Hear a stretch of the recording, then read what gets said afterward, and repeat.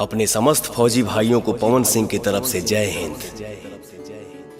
मैं एक ऐसे कांवरिया की कहानी सुनाने जा रहा हूं जो हर साल बाबा को जल चढ़ाने देवघर जाता था।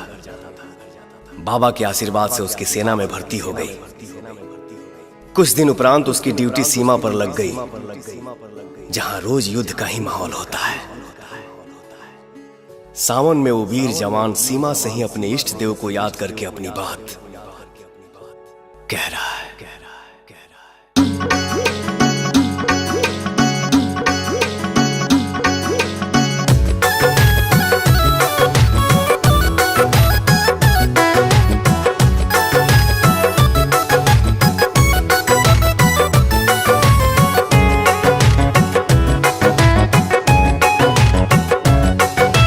एक संदेश आया आज मेरे बाबा को दे आना।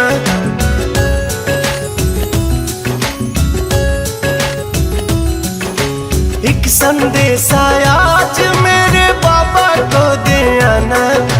सरहद से ही शीश झुकाऊं ये उनको बतलाना। चांद मेरे जल्दी जाना, चांद मेरे जल्दी जाना, चांद मेरे जल्दी जाना, चांद मेरे जल्दी जाना।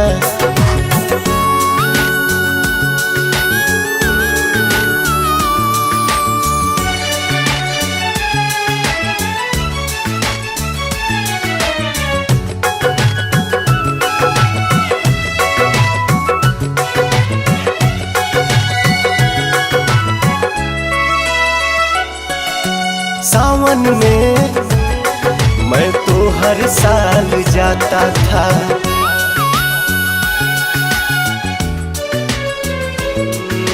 सावन में मैं तो हर साल जाता था।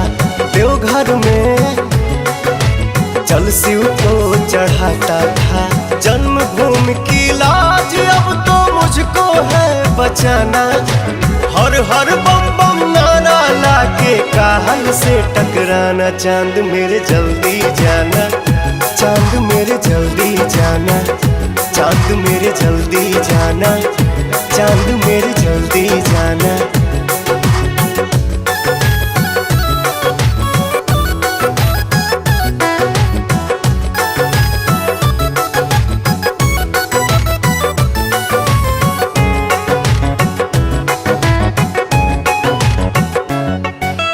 अखिया रे निगोड़ी राहत दिन ही रोती है।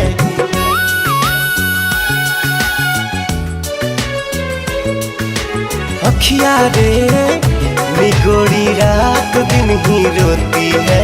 नहीं यारे मिलन की आस ही संजोती है।